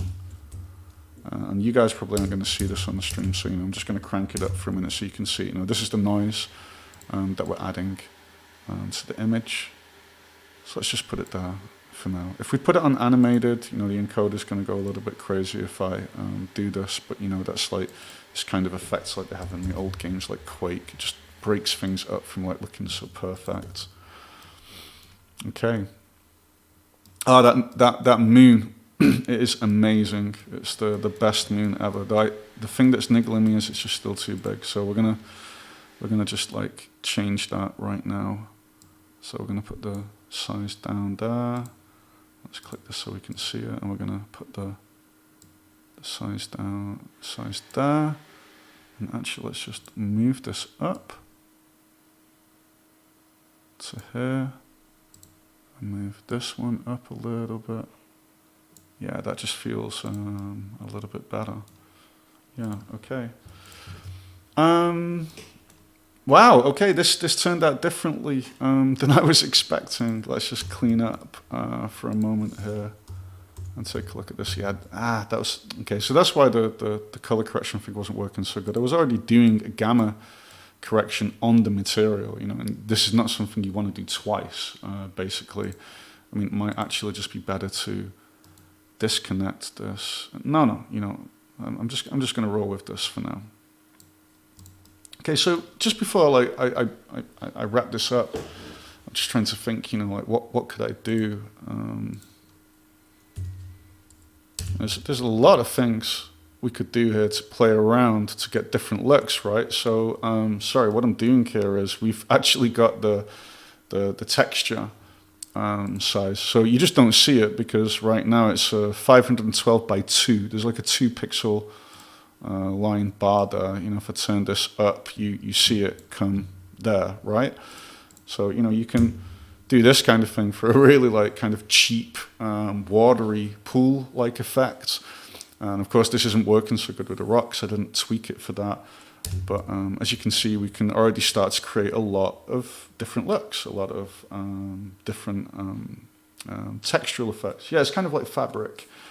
And there's so many things you can do with this that, you know, when you make your own gradient map, black and white texture, and you're going to apply that with vertex displacement. You don't only have to do it with rectangles, you can do it with spheres, which is like a really interesting trick. And then you have to start thinking like, you know, your pixel values between 0 and 1, you know, maybe you don't want it ever to reach 1. And that's when we start using things like clamp texture. So you could say it never goes higher than 0.5, and playing around with that kind of like relation between the value of a pixel and the amount of vertex displacement that you're using. You know, that's how you're going to like fine tweak these things to look like something really cool, basically. So what did we have it on? 512 by 512. Okay.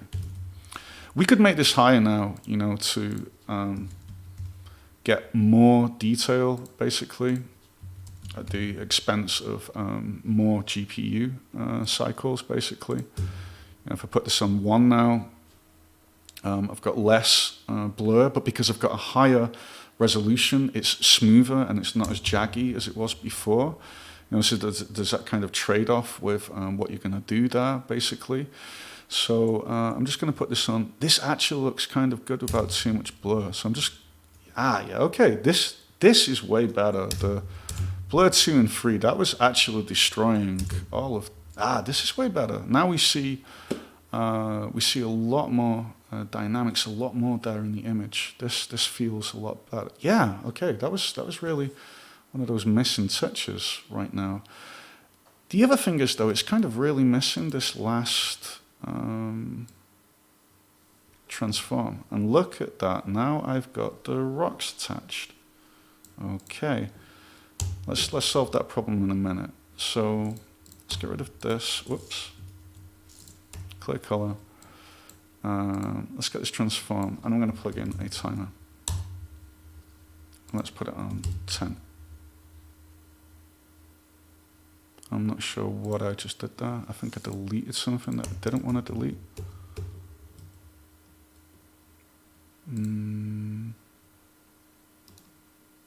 What is this? Okay, so that is moving everything. I've just got to put the number a lot higher. Okay.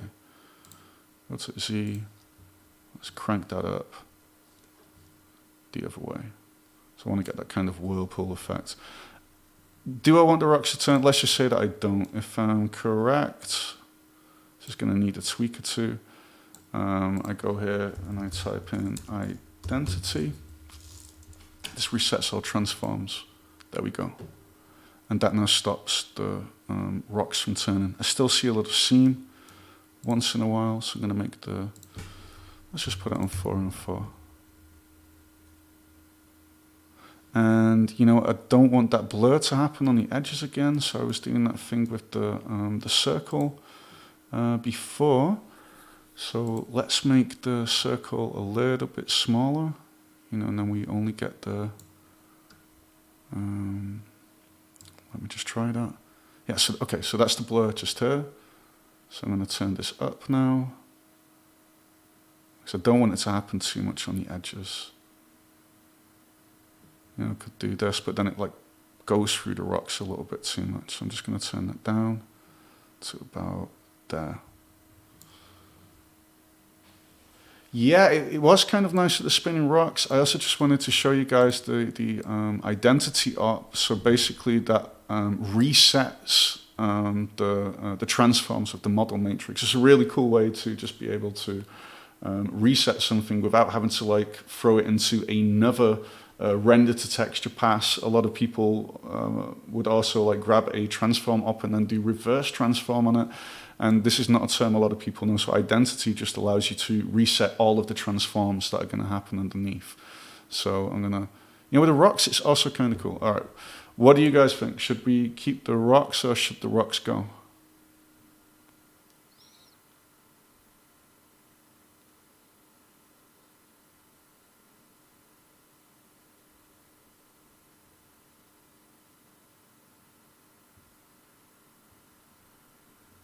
You know what? I'm going to keep them there then.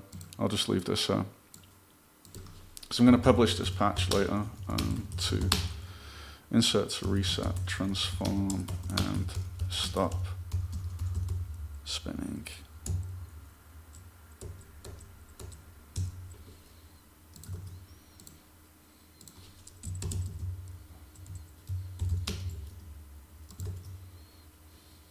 Okay.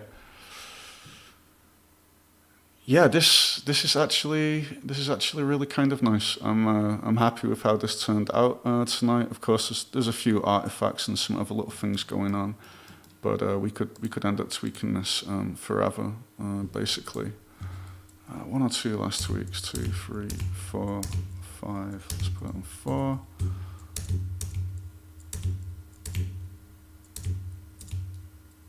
Yeah, I'm just gonna leave it on this for now. Okay. All right, I think I'm going to call it a wrap right now. It's 9:30, just been working on this for just under, wow, I think it's almost 2 hours now. Wow, how the time flies when you're patching with cables. Yeah, I'm really happy with this for the first Cables GL live stream. It's kind of tense and exciting to patch something on the go. And then to be open to some suggestions. I think the moon is probably one of the best parts of it, actually. And as you could see, we could really go very far with all of this. You could start to randomize the colors. Hi, Engine 3D. Thanks for joining us. So, we could really go really far with this, like what we're going to randomize and change. I normally like to create really wild generative things, but I think that's beyond the scope of the time that we have right now. So what I'll be doing is in a minute or two, I'll be asking people if they've got any questions. If you don't, that's fine. I think absorbing all of this for over 2 hours is a lot to ask. Once I'm done, I'll be making the patch public. I'm not going to tidy it up right now. I'll do that tomorrow. So the moment the stream's over, you'll be able to go to Cables GL, this patch will be published, and you can open it up, you can play around with it, and see what you'd like to do with it, basically. So if anybody has any questions, now's the time to ask them, but I'm putting a freeze on requests with what should happen in the actual patch. So does anybody have any questions?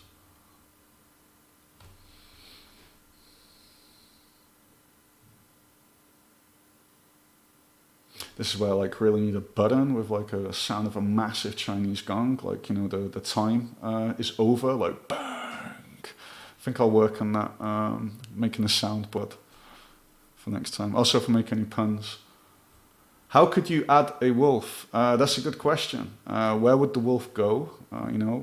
Basically you could definitely like download a model of a wolf, right? Let's pause the timer. So you could download, I'm not going to do a PNG, not right now, like I said.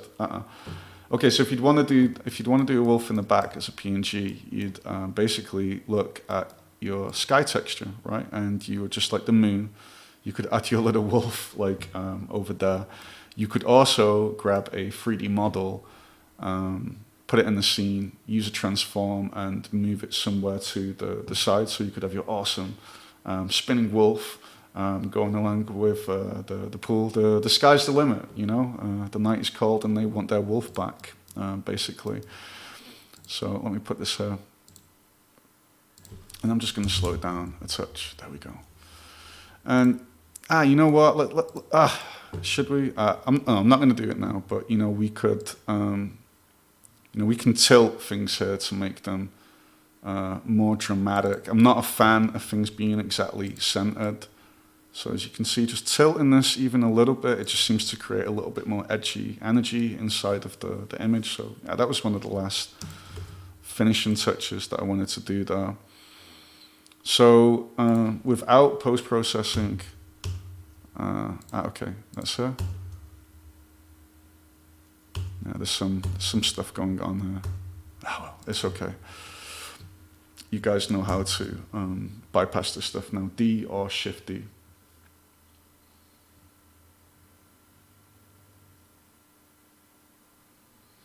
Undefined country boy. Salhamdulillah das Piratenschiff segelt los. I'm not too sure what that means. I would not download a wolf right now. No, I'm not doing it right now. I'm not adding a wolf to this thing of beauty. Even though the inner Bob Ross inside of me is not able to put the wolf in there right now. Yeah, Panda made a great suggestion there. If you've got any idea for future streams, you could just like write it right now in the chat. That would be great. I've been considering doing a multi-part stream soon, where I actually from scratch build a rough prototype of some VJ software with cables, which is being driven by an external sequencer like Ableton Live.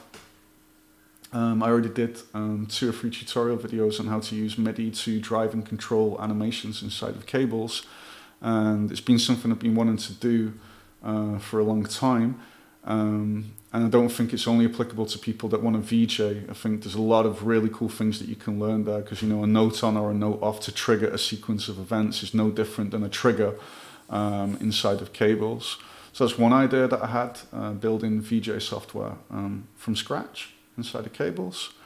Post-processing, I was also thinking of doing 2 or 3 copycat requests. Or also the most exciting thing ever, which is like really kind of scary, is that people can ask a copycat like live on the spot before the stream starts, like, okay, Mark, try and make this.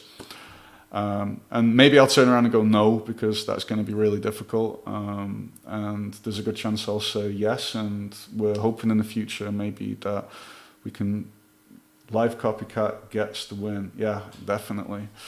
I can imagine. So yeah, as you can see, we've got a lot of ideas where we want to go with this right now. And of course, in these difficult times of everybody being at home, you know, it's kind of cool, I think, that we've started this. So this is something that we're planning on doing more often if there's a demand for it. And I've got to say tonight, the response was already really good for the first stream. So I'd like to thank everybody for being here tonight, and start 51 Pirates. Yeah, we'll be ready for the wolf. Maybe you can pop in there and modify this published patch and add your own wolf. That would be great. We would love to see that. So hit us up on the forums if you want. If you've got any ideas for future Cables GL Twitch streams, the more suggestions, the better, because we'd like to do stuff that you would like to see. And would like to learn from. Otherwise, we're just taking a little bit of a random guess with what you'd like. So I'd like to thank everybody who's tuned in, who's watched along, who's participated. It's been really wonderful that you're here. I'm really happy with how it went for the first stream. I was a little bit overwhelmed at the beginning with chat and the window and talking and thinking of everything. But at one point, it's become a really cool experience, and I really enjoyed it. So on the behalf of me and Panda and Steam and Undev, I'd like to say thank you very much for tuning into the first Cables GL live stream. This patch will be published in about 5 minutes max. Just log into Cables GL and then you can see it there, and then you can copy the patch and modify it and pull it apart and do as you'd like to it. All right. I've forgotten to find Country Boy because that name is just too difficult to remember. Thank you, Simo. So, guys, thank you very much. I hope you all have a wonderful evening. And if all goes well, I'm planning on doing another Twitch live stream next week. Maybe not as long, but you know, I'm planning on at least trying to do this each week for a little while right now because everybody's stuck at home. So I think a little bit of distraction would be really cool. So I'm gonna wish you all a good night. Thank you very much, and all the love from the Undev team. And I'll see you guys later. Have a good one. Bye.